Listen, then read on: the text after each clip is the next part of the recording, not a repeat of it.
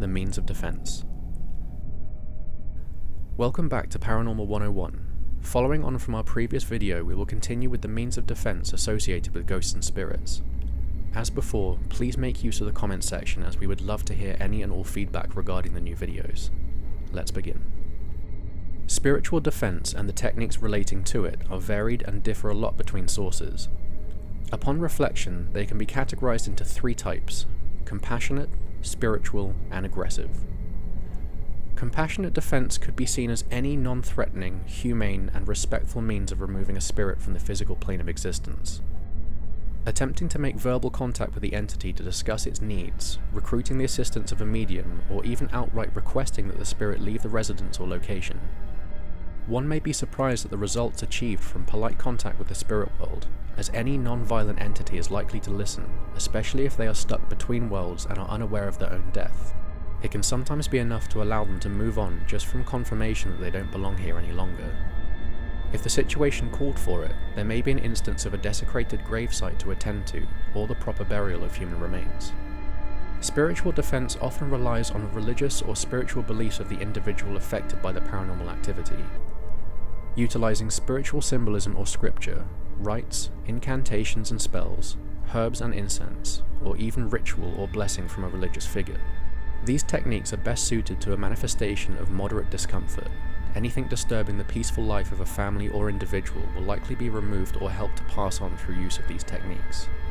The main point to raise here is that spiritual defense relies heavily on belief and emotional energy.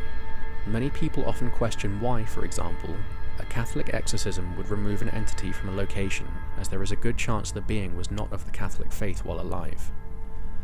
The reasoning behind this is simply due to the fact that the faith and energy are the driving force here.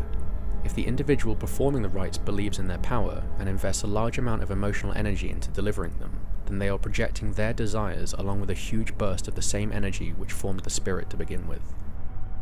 Aggressive defense is very much what it sounds like, taking from the aforementioned techniques or employing a combination of them with the intent to forcefully remove a spiritual presence whether it wants to leave or not.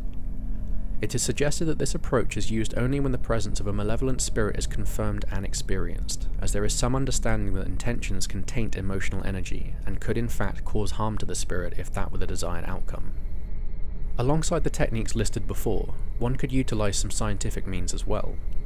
The production of a strong electromagnetic field would in theory disrupt any manifestation to the point where a tangible form would be impossible to achieve while the EMF is operating. The use of iron for its magnetic properties would again in theory disrupt a manifestation, and this ties in with spiritual belief as well, due to blood's iron content and blood being symbolic of life itself. A curious example of such utilization of iron, while perhaps not intentional, is the construction of many cemetery fences and gates in the Western world. If those fences do in fact impede the movement of spiritual entities, then it would explain a lot about the atmosphere experienced by many people in graveyards. The fences would contain any wandering spirits, but the magnetic properties prevent manifestation, and so there is a constant feeling of anxiety or sadness in the area. The spirit world and the existence of ghosts really is firmly planted in the realm of personal experience and belief.